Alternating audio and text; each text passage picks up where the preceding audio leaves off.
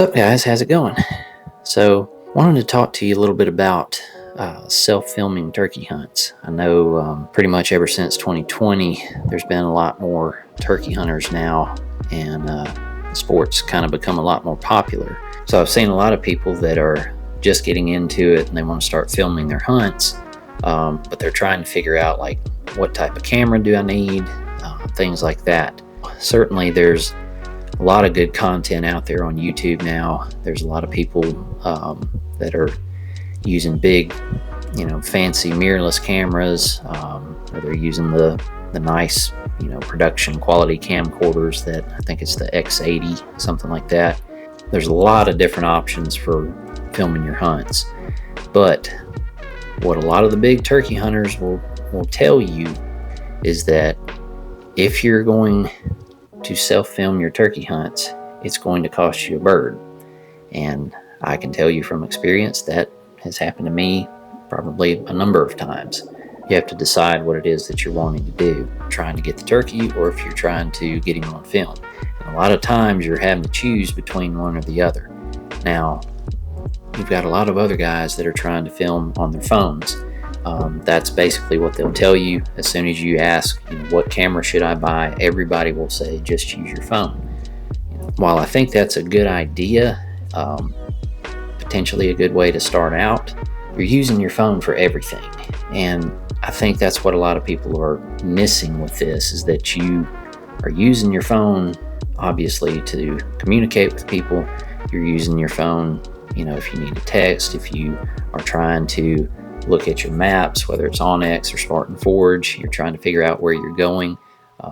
Maybe you want to figure out where you need to go next. You've got devices now that are like magnetic devices that will put a phone, on the end of your shotgun, on the end of your bow, things like that.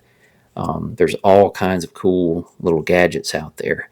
I don't want to knock what anybody else is trying to do or, some of the inventions that they create, but the fact of the matter is, you're using your phone for multiple things.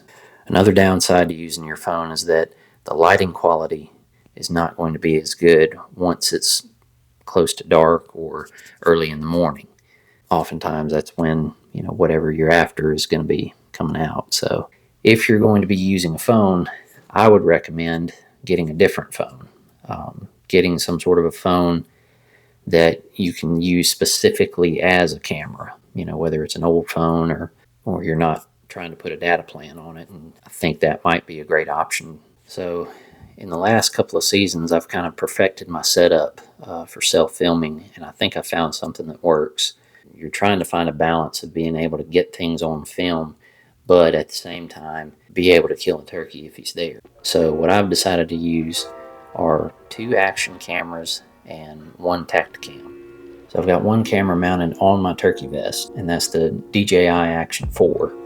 So I tried out this camera last deer season, and it's a really good camera. The image stabilization is really good. It's way easier to change out the batteries. You don't have to go in and unscrew the mount when you're changing batteries, things like that.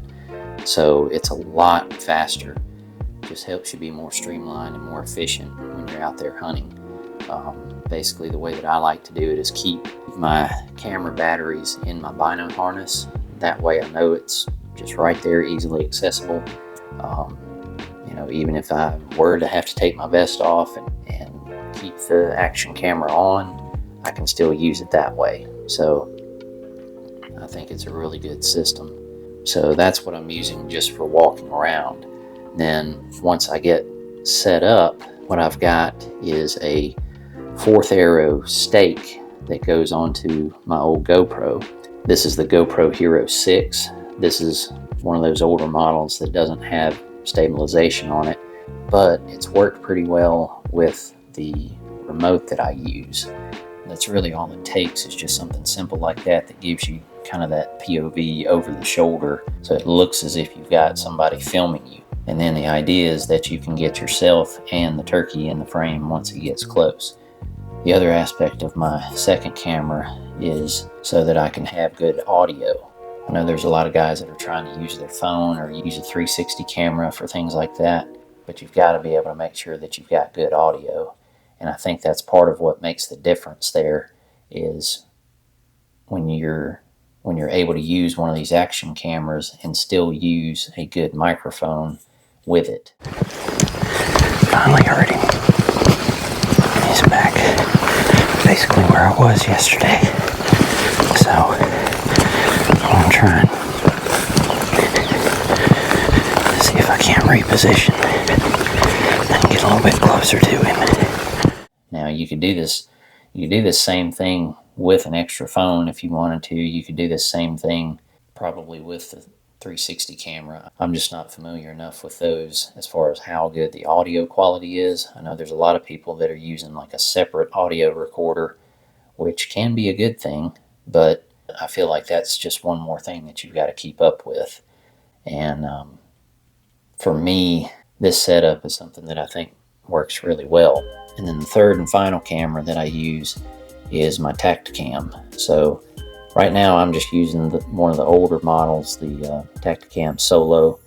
So far, I mean, it's still doing really well for me. All you got to do is just try and keep it charged.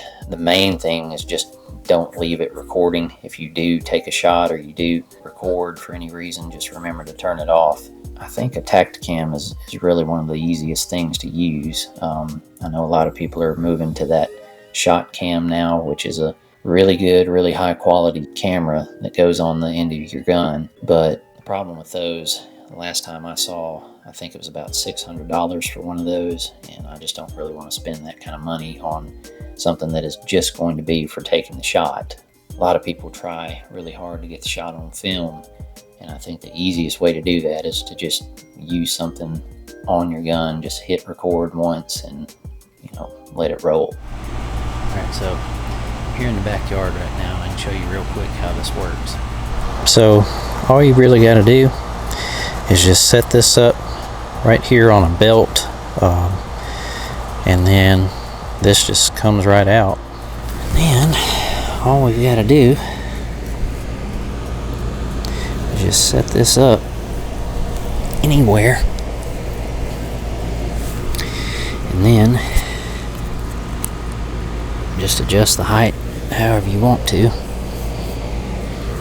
and go up a little bit with it, and that right there will easily give you a point of view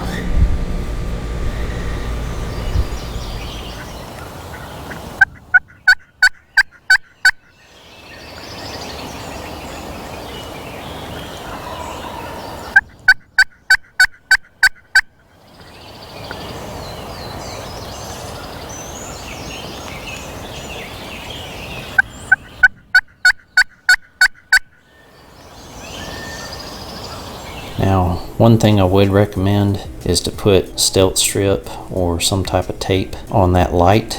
That'll definitely help you out once you're out in the woods early in the morning and you're trying to get under a roost of turkey, because that light first thing in the morning is really bright.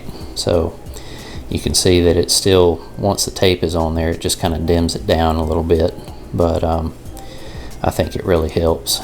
I know there's a lot of people that have been trying to, figure out the best way to film their turkey hunts, and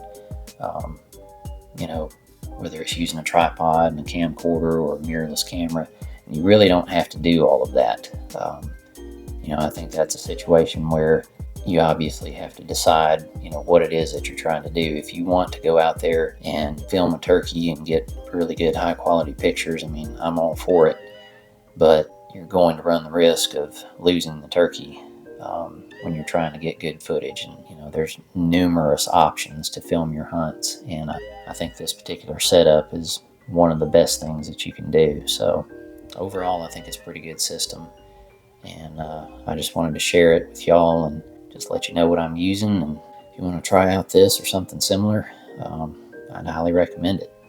So I'll put a link in the description to all these cameras that I've been using, and that way you can go check them out and look at pricing and all that good stuff.